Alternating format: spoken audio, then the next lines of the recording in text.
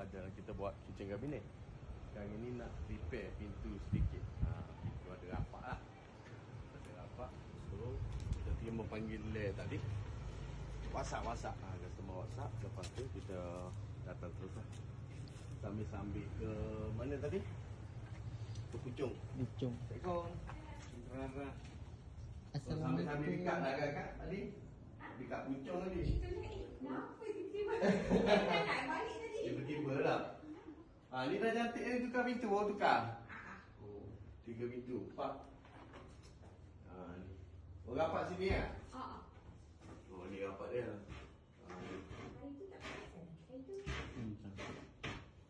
Ada rapat bahagian atas.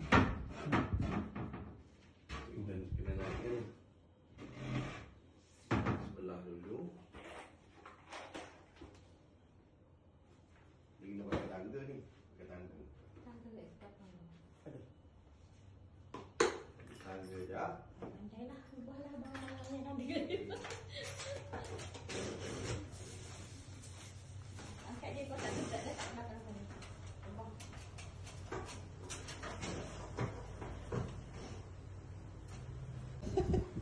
Macam baru je kan? Macam tak guna je ni. Guna. Tak ada problem ni kan? Sofa, Alhamdulillah. Alhamdulillah, okey kan?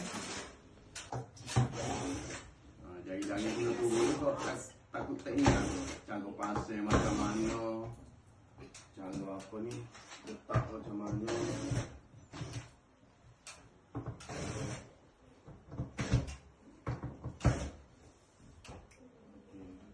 So sekarang ni dah pas. Okey. Dah lepas, dah boleh matikan.